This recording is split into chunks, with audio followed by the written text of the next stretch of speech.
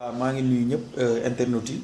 dama bëgg am benn contribution bu ndaw rek bu may def en quelques minutes ci Sénégalais yi di leen ñaan ngeen bàyyiwaat seen xel parce que depuis pratiquement 3 à 4 jours Sénégalais yi dañ jël benn sujet boo xam ne futile boo xam ne di ci débattre ay kii moo nay góor bu nay Youssou Ndour il fait partie actuellement ni des exemples de réussite de cette jeunesse moom mi nga xam ne moom moo def son bi musul dox ci futilité. Donc bu mu ñu tardé il a toujours été quelqu'un boo xam ne que man j'ai toujours été son défenseur quand il s'agit de choses positives mais cette fois-ci yenn Sénégalais yi laay waxal je ne m'adresse même pas à Youssou Ndour bien que c'est un exemple de pour nous la jeunesse parce que dafa xeex ba nekk un multimilliardaire c'est un self-made man lan moo ko may loolu musul dox Youssou Ndour ko xam-xam ne musul dox ci ay futilité ci ay débat yoo xam ne ki inutile donc je vous prie vous les Sénégalais la jeunesse concentrez-vous sur ce qu'il y a de plus important actuellement nii modèle de référence su dëkk yi yan la Rwanda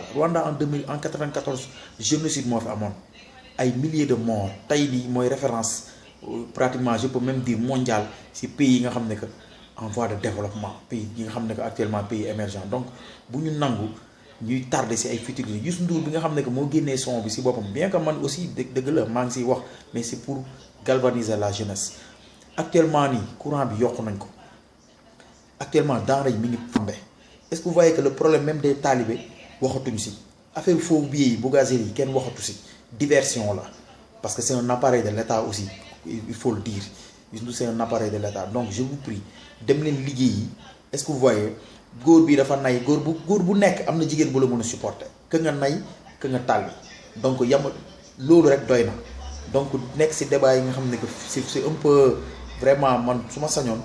jeunesse bi surtout ñu focus ci xam nga ci débat yi nga xam ne moo gën a am important actuellement nii pratiquement plus de la 65% 75% je dirais même de la jeunesse actuellement de notre pays amaguñu 25 ans est-ce que vous voyez donc on a une population très jeune ñoo xam ne que tey jii diversion peut-être wala débat futilité dafay yomb mais je vous prie ñu concentrer wu ci suñu ay objectifs jéem xool nu ñuy def na ku nekk dem liggéey s'il vous plaît dem leen liggéey ne vous attardez pas maa ngi ci Facebook bi est-ce que vous voyez Sénégal yi yëpp depuis 3 jours ci débat yi lañ nekk te y a des choses beaucoup plus importantes maa ngi jégalu je suis pas là pour donner je suis pas un donneur de leçons je veux juste rek ubbi bët nit yi bët yi xam ne bëtu nit ñi xam ne Youssou Ndour c'est un appareil de l'État actuellement lii yëpp mën a nekk diversion pour ñu bañ a focus ci électricité courant bi nga xam ñu ngi koy yokk daara yi mi ngi flambé actuellement nii le problème des talibés ñu ngi ci doon wax xam nga nit ñi ñu ngi doon commencer di concentrer aussi faux billets yi gis nga loolu yëpp kenn déggatu ko donc je vous remercie merci beaucoup.